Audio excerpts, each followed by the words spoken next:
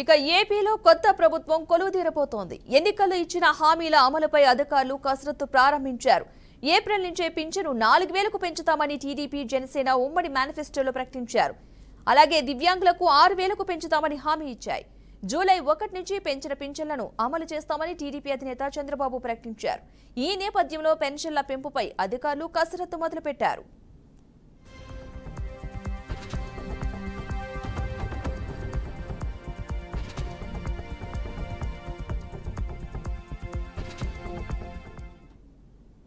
ప్రస్తుతం రాష్ట్ర వ్యాప్తంగా 65.30 లక్షల మంది పింఛన్ లబ్ధిదారులు ఉన్నారు.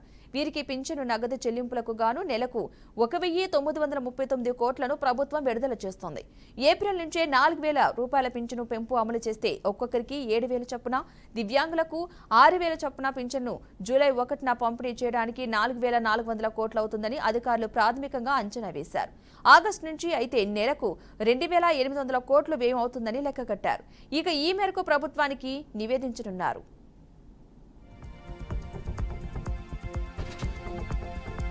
You have new messages.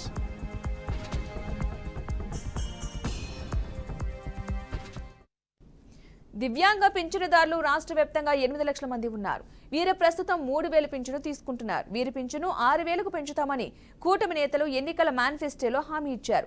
ఇవి కాకుండా పూర్తి స్థాయిలో వైకల్యానికి గురైన వారికి నెలకు 15000 పింఛను, కిడ్నీ, తలసేమియా వంటి దీర్ఘకాలిక వ్యాధిగ్రస్తులకు నెలకి 10000 పింఛను అందించేందుకు ఆయా కేటగిరీల వారు ఎంతమంది ఉన్నారనే వివరాల్ని వైద్య శాఖ నుంచి పంచాయతీరాజ్, గ్రామీణాభివృద్ధి శాఖ అధికారులు సేకరిస్తున్నారు.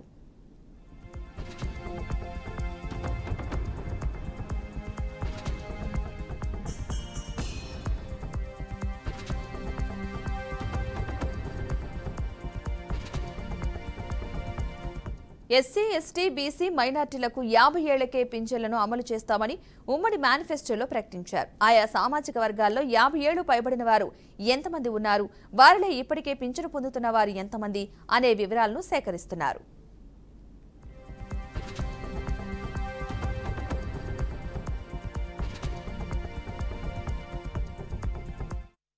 ఇక పింఛన్ల పెంపుకు సంబంధించిన పూర్తి సమాచారాన్ని మా ప్రతినిధి మురళీకృష్ణ అందిస్తారు. మురళి, అయితే ఏపీలో ఇటు నూతన ప్రభుత్వం ఏర్పడినటువంటి సందర్భంలో పెన్షన్లకు సంబంధించినటువంటి వ్యవహారం ప్రస్తుతం చర్చగా మారింది.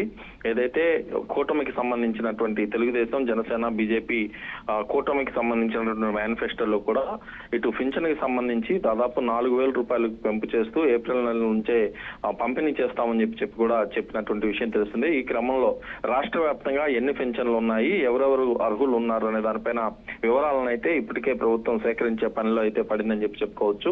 రేపు ప్రమాణ స్వీకారం చేయనున్నటువంటి చంద్రబాబు ముఖ్యమంత్రిగా ప్రమాణ స్వీకారం చేసిన తర్వాత అందుకు సంబంధించినటువంటి అంశాలను కూడా పూర్తి స్థాయిలో ప్రకటించే అవకాశం ఉంది. ఇప్పటికే వైసీపీ ప్రభుత్వంలో 3000 రూపాయలు పింఛన్ ఇస్తామని చెప్పి వరుసగా ఏడాదికి కొంత చొప్పున పెంచుకుంటూ వెళ్ళినటువంటి విషయం తెలుస్తుంది. ఈ క్రమంలో ఈసారి మాత్రం 4000 రూపాయలు పింఛన్ పెంచుతూ ఇటు ప్రభుత్వం చర్యలు తీసుకోబోతున్నట్టుగా తెలుస్తుంది. అలాగే దివ్యాంగులకు కూడా 6000 రూపాయలకి పెంచుతామని చెప్పి ఒక హామీ కూడా ఇచ్చినటువంటి క్రమంలో జూలై 1వ తేదీ నుంచే పెంచినటువంటి పింఛన్లన్నింటినీ కూడా అమలు చేస్తామని చెప్పి ఇప్పటికే చంద్రబాబు కూడా ప్రకటించినటువంటి విషయం తెలిసిందే. అయితే ప్రస్తుతం రాష్ట్ర వ్యాప్తంగా కూడా 65,30,000 మందికి పైగా పింఛన్ లబ్ధిదారులు ఉన్నారు. వీరికి అంతా కూడా దాదాపు నగదు చెల్లింపులు, ఏదైతే ఈ పింఛన్కి సంబంధించినటువంటి నగదు చెల్లింపులు ప్రస్తుతం అయితే 1939 కోట్ల రూపాయలను ప్రభుత్వం విడుదల చేస్తుండగా ఇటు ఇదే కనుక కొనసాగితే వచ్చేటటువంటి ప్రభుత్వంలో భారీ ఎత్తున అంటే దాదాపు 7000 చొప్పున దివ్యాంగులకు అందించే అవకాశం ఉంటుంది.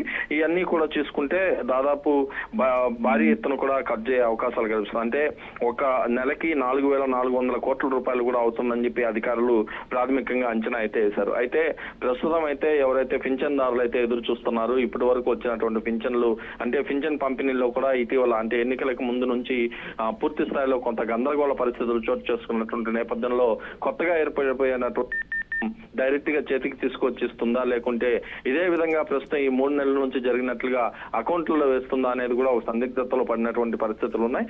ఏదేమైనప్పటికీ కూడా కొత్త ప్రభుత్వం రాష్ట్రంలో పింఛన్దారులకి పంపిణీ చేసేటటువంటి పింఛన్ల పైన కీలక నిర్ణయం అయితే ఇవాళ రేపు తీసుకోబోతోంది. Padma, right, thank you Murali.